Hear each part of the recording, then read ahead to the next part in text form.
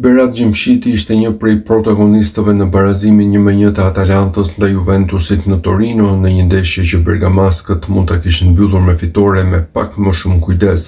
Në fund të sfidës pikërisht mbrojtësi shqiptar u shfaq para mediave për të komentuar pikën e siguruar në këtë transfer të vështirë. A jeni më të lumtur apo më të trishtuar?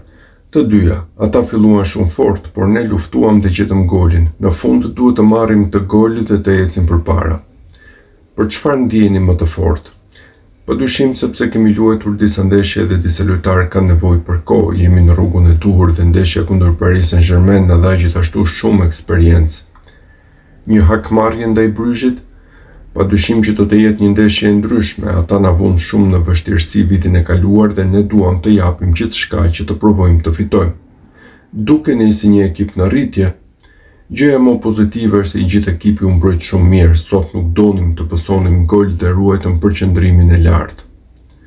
A Hanor?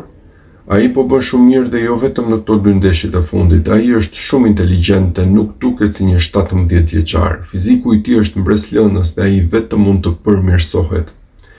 Cilat janë ndryshimet me Juric? Nuk ka ndryshuar shumë sepse Juric ishte asistenti Gasperinit, thjesht duhet të jemi të kujdesshëm dhe të përmirësojmë në bllokun ton. Duam të ecim përpara dhe të përmirësohemi.